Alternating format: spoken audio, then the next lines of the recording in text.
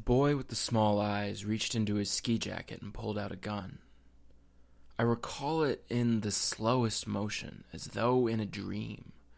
There the boy stood, with the gun brandished, which he slowly untucked, tucked, then untucked once more.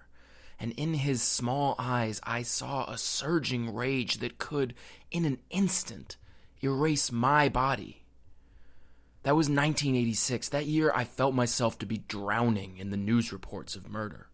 I was aware that these murders did not often land upon the intended targets, but fell upon great aunts, PTA mothers, overtime uncles, and joyful children, fell upon them random and relentless, like great sheets of rain. I knew this in theory, but could not understand it as fact until the boy with the small eyes stood across from me, holding my entire body in his small hands. That's a passage from Ta-Nehisi Coates' new book, Between the World and Me, and Ta is the best writer in the game right now, so obviously it's a beautiful, powerful, emotional, and compelling look at just how horrible guns can be. But gun control is such a intricately woven, complicated, hard to understand issue that we need to be sure we're coming at it from every angle. We can't just look at the emotional side of it, and we can't just look at the statistical, reasonable, logical side of it. However, there is a statistical, logical, reasonable, emotional side of it, and we have to look at that. So we got to look at all of it, right? We got to understand the emotional stuff, like from Ta and like some other things I'm going to talk about. We got to understand the statistics of how the gun crime and gun problems actually function, and then we have to understand the sort of more legal, philosophical rights that are involved, right? So I'm going to try to paint a big picture of all three of these things before we really get into, what the fuck can we do about this problem? So for now, let's look at statistics. Let's start by talking about just how many guns there are in America, because that alone is an obscene concept. It has to be just conceptual, because it's such a massive number, it can't be something you actually understand. It's also such an obscenely large number that we can't really accurately measure it within more than about 50 million. So the best estimate I've got is from the Washington Post. It's that there's between 250 and 350 million guns in America. The way they get the number, they take the number of guns they know we make minus the number that they know we export, and then, what's left is how many there are. The variable part is they don't know how many are like broken or lost or destroyed, so depending on how many you assume that is, you get 250 or 350 million. Now, keep in mind, there's about 320 million Americans, so basically we're talking about a gun per person, although the way it breaks down is a few people have a lot of guns, most people have no guns. The other way to talk about this is how many guns are sold every month in America. And we can get that data from the FBI's National Instant Background Check System, which just in the month of September processed about 1,795,102 firearms-related applications.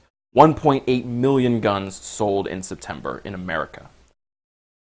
To put that in some perspective for you, you know how the only joke anyone wants to make these days is like Netflix and chill? Oh, you want to come Netflix and chill? Hey, let's Netflix and chill. Everyone's talking about Netflix, and Netflix is getting about 750,000 new subscribers a month. So Netflix, 750,000, guns, 1.8 million. Now, there's about 60 million Netflix subscribers already, which is roughly the number of households that have guns. There's like 120 million households in America. Again, we have to be rough, but like somewhere 40-50% of households have guns in them. So if guns worked like Netflix accounts, every household would have one, and there'd be about 60 million guns in America. But that's not how it works. People who like guns get a bunch of guns. They get like 4 or 5 guns. They get a gun for each fucking kid. But they all watch Narcos on the same Netflix account. Next, we gotta talk about the murder rate, which I'm assuming you already know America's is like way too high for how like rich and advanced of a country we are. There were 13,716 homicides in the United States in 2013, which works out roughly to about 4.5 per 100,000 people, which is much higher than you'd expect it to be. If we start looking at just the numbers for guns, there were 84,258 non-fatal injuries in America in 2013, due to guns, and 11,208 deaths by homicide. So 13,716 homicides, 11,208 of them were gun involved. So it's really, really hard to make an argument that there is no, no correlation between gun use, gun prevalency, and the homicide rate. Also, we had 21,175 suicides by firearms, 505 deaths due to the accidental discharge of a firearm, and 281 deaths due to firearm use with undetermined intent, where we just don't really know what was happening. That's like 33,169 gun deaths total in 2013. And then as a part of the larger pie of how people die, 1.3% of all deaths in the country in 2013 were related to firearms. So let's stop and think about those numbers for a minute, because there's no causation there, right? We know that. Like, just because the numbers show that there is a lot of murder in America and that almost all of that murder is done by guns, there's nothing to suggest that the guns are really to blame for the murder. It's very possible that we just like killing people and guns makes that easier, right? Just because there's more lazy boys per capita in America than anywhere else, I'm just assuming that's true, I don't really know, but just let's say there's more lazy boys in America than anywhere else. That doesn't mean that the lazy boys are making us lazy, or that if we banned lazy boys, suddenly Americans would be out jogging and obesity would be like a European problem, right? No, we have a lot of guns and we have a lot of murder, and so far we can't make any claims about what that means. What we can say is that more guns does correlate with more gun violence, and I got a bunch of stats I can throw at you to prove that. Let's start with this graph from Mother Jones, which compares gun ownership in states with gun deaths by states, and it's clearly not a strong correlation, right? If you're looking at this massive scatter plot with things all over the place. There's a lot of states with more guns and less gun death, and there's a lot of states with fewer guns and more gun death, and it's all kind of over the place, but there is that nice little trend line running through it. I can also show you murder rates by country, comparing us to a lot of the other European countries and other rich people and how they don't have the gun death that we have.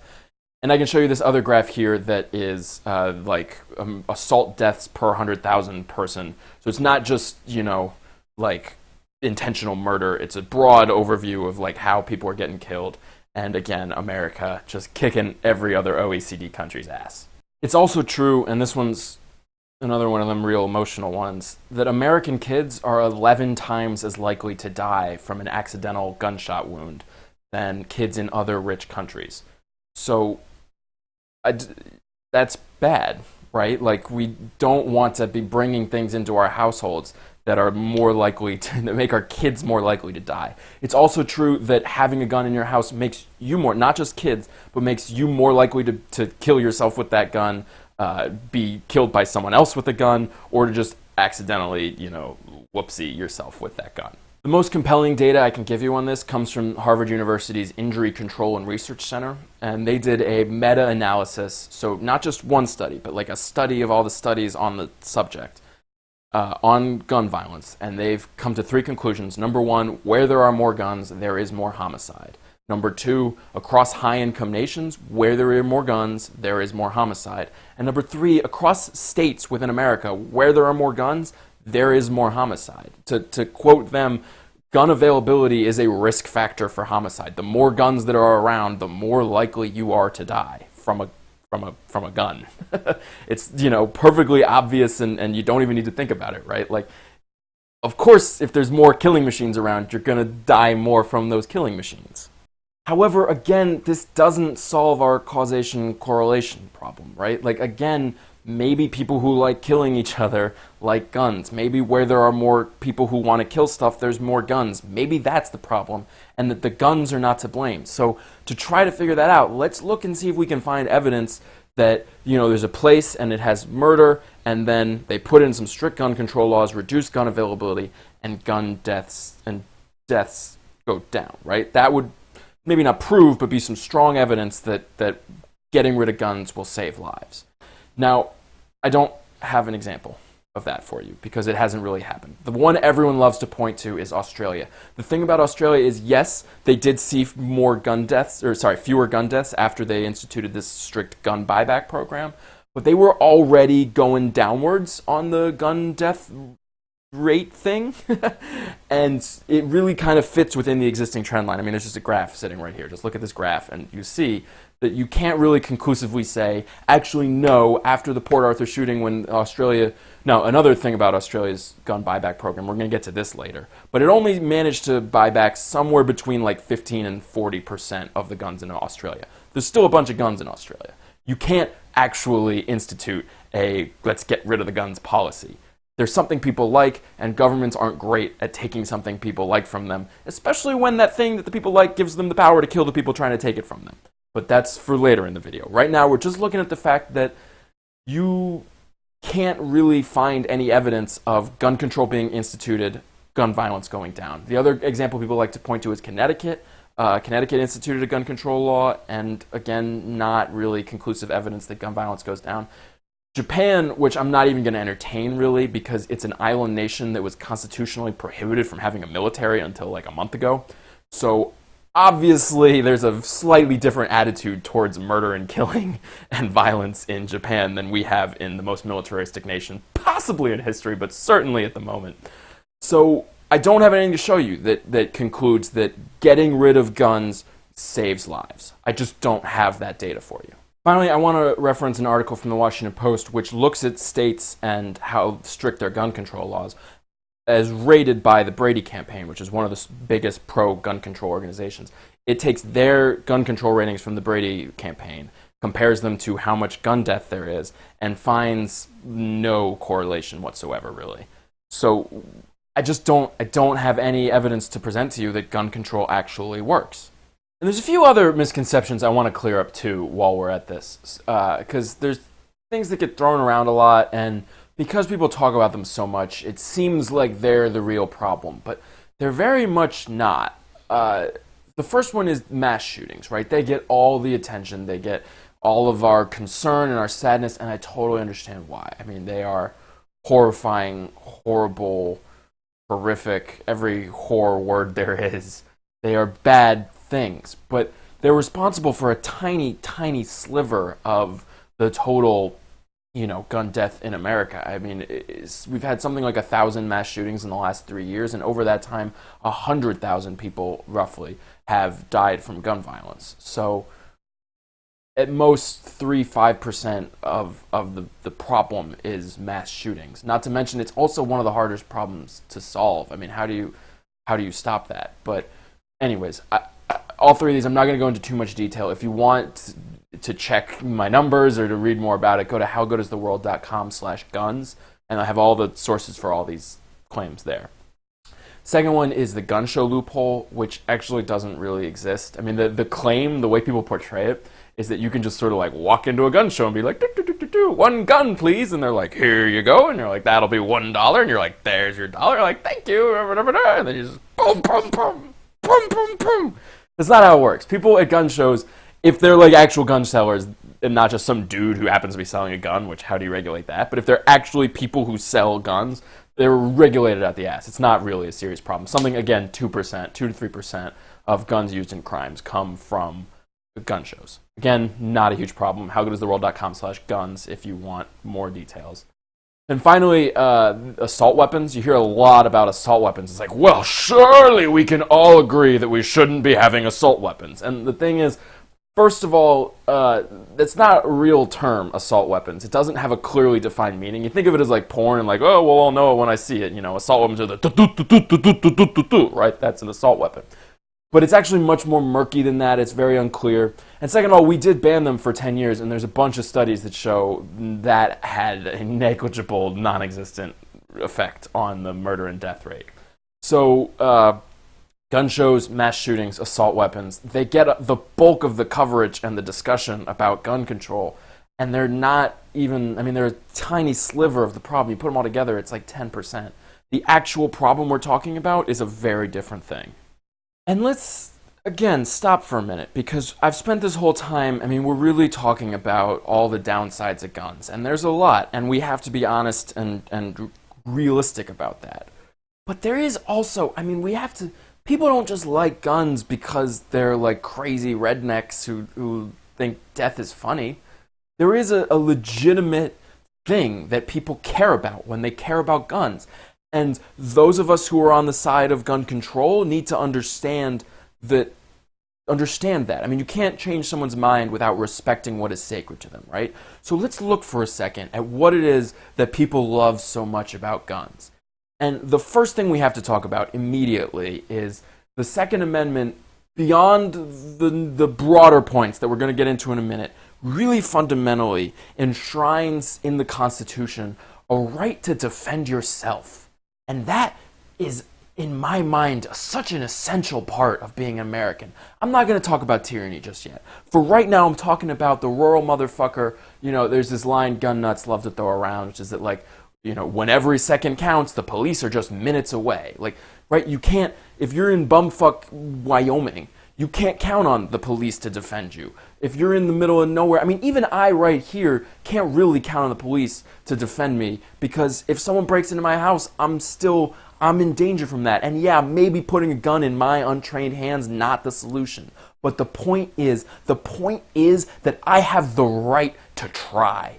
I have the right to try to defend myself. You cannot tell me that I am not allowed to do what it takes to defend myself in my own home. If you want to talk about broader problems, if you want to write a nuanced law that tries to solve some of the things I've talked about earlier, fine, we can talk about that. But you cannot tell me that I don't have the right to bring something into my home because it might hurt me or my family. Because the reason I would be bringing it into my home is that I want to protect my family. And God help the person who tries to get in the way of that most human and most natural and honestly one of the most noble urges.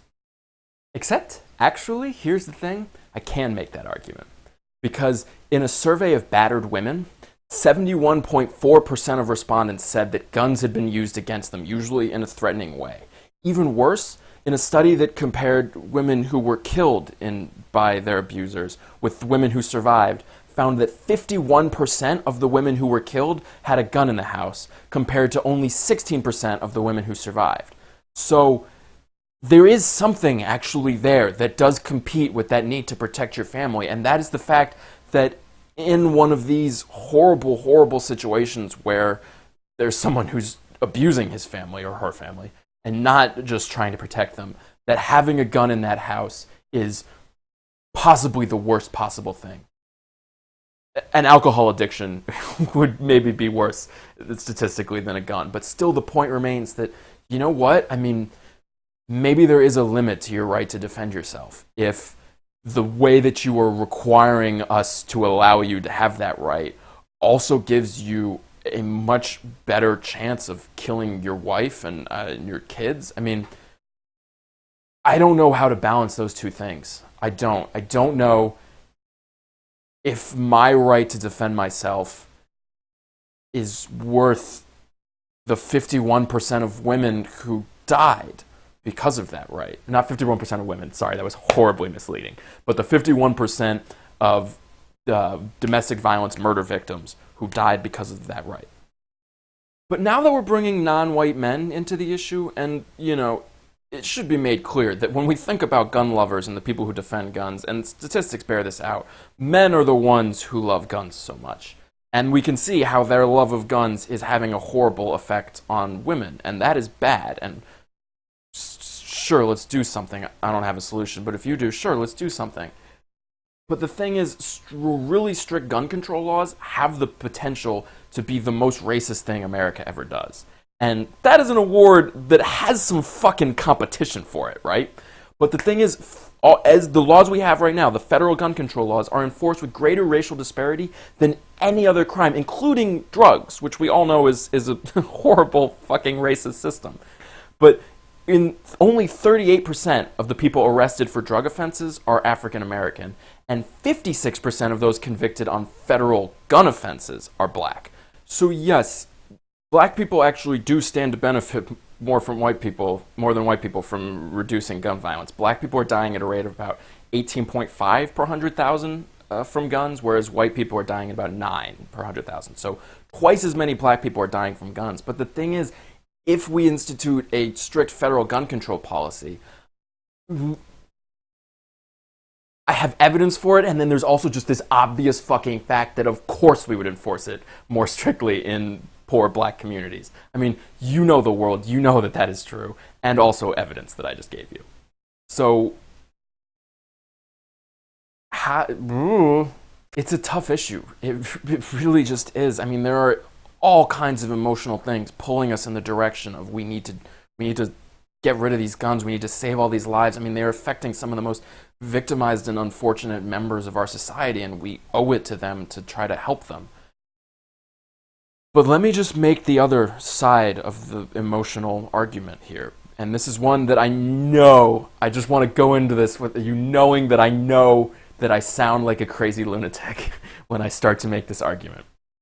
But the reason, and you know where I'm going with this, you know, the reason we have guns is because in this country, the government answers to the people.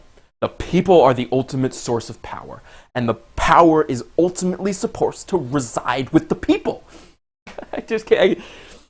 I know that if the American army marched into Texas and tried to take over Austin, my little pew pew pew I don't even have would not help me.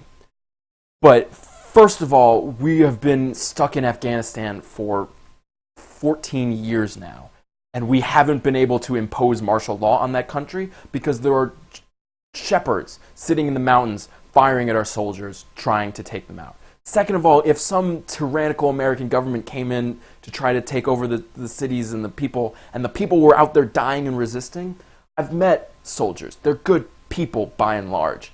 They're not going to stand there and follow immoral orders to shoot down people who they can see are standing up for their liberty. I mean, I know it sounds unreasonable. The government has drones and you have a handgun and you think that your handgun is going to matter.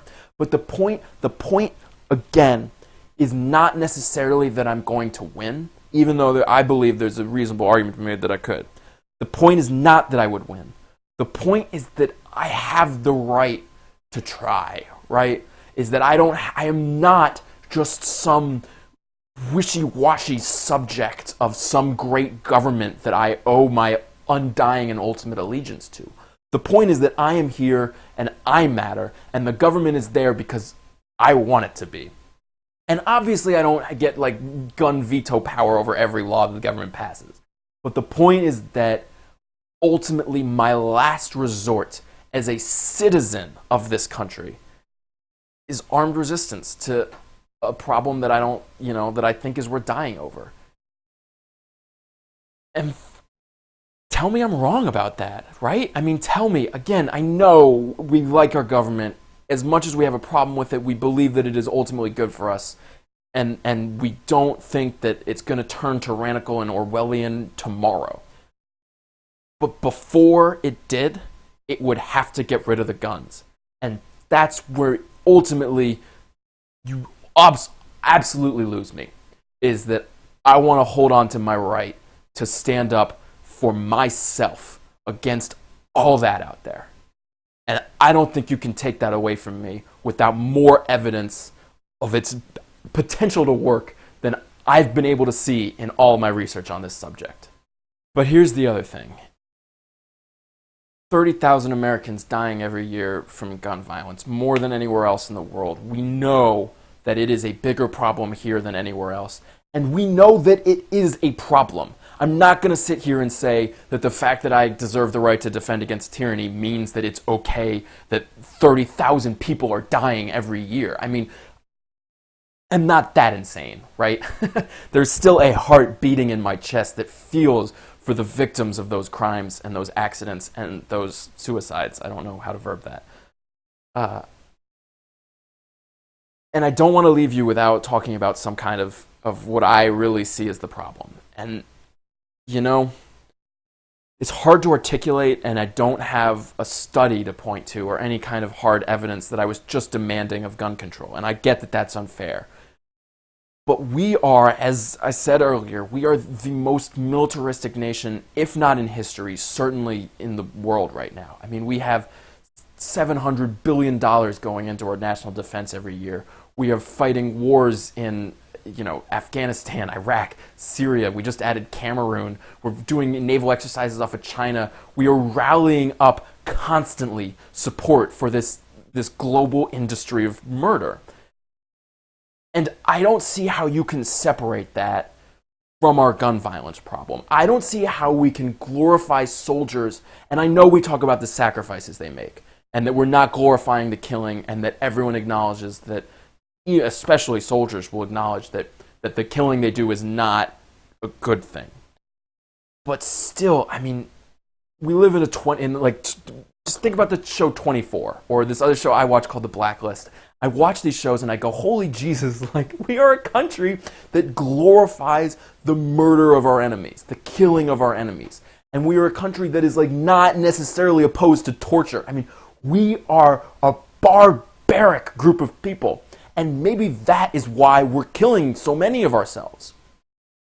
And so, to me, I haven't seen evidence that gun control works.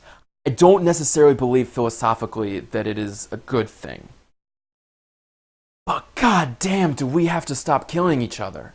And maybe we can't save ourselves and our relationship with ourselves without fixing our relationship to everyone else. Maybe the problem isn't how many guns we have, but how much we want to kill people. Maybe that's where we need to start this conversation. It's not how do we get rid of guns, but how do we stop being so angry and so murderous? Maybe the problem is something other than the tools. And I cut for time the thing on mental illness. The mentally ill are not killing people at a rate that's significant. But maybe the problem is how we define mentally ill there. Maybe being willing to snap in a second and kill someone. Maybe there's something deeper wrong with our society. And maybe what we need is a really serious look in the mirror, long conversation, where we talk about how did we get this way?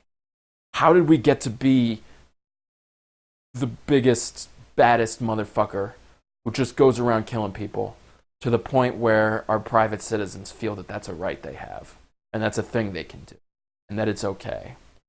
And maybe that's the root of why we're the worst.